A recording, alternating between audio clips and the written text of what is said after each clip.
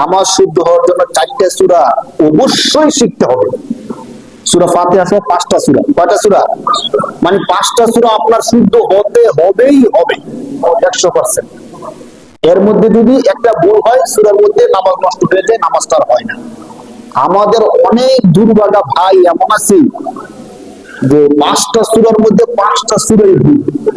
ধরেন সে 5টা সূরা মুখস্থ করছে, 5টা সূরা এমন যে সূরা দিয়ে কি পড়া যায়, নামাজ পড়া যায় না। কিন্তু কোনোদিন কোন আলেমের কাছে গিয়ে বলে না যে আমি তো শুনছি যে নামাজ পড়তে হলে অন্তত 5টা সূরা শিখতে হয় শুদ্ধ করে।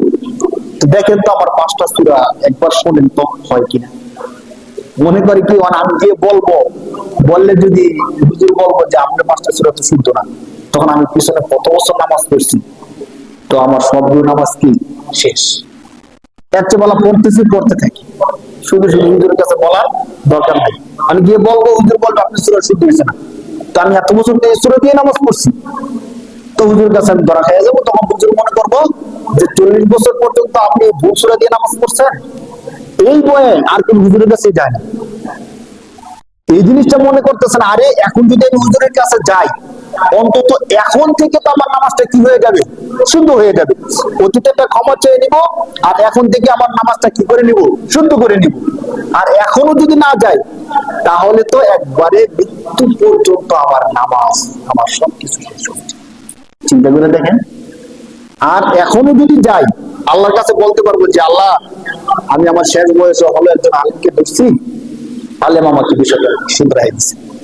আর যদি শেষ বয়সও না যাই, এখনো না যাই, আমার উপায়টা কি হবে?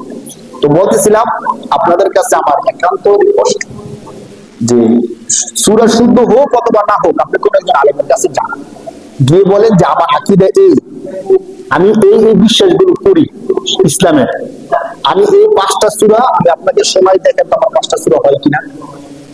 আমি অল্লাহি করে বলতে পারবো, যদি সে বিজ্ঞ আলেম হয়, কখনো আপনাকে সে নৈরাশ করবে না।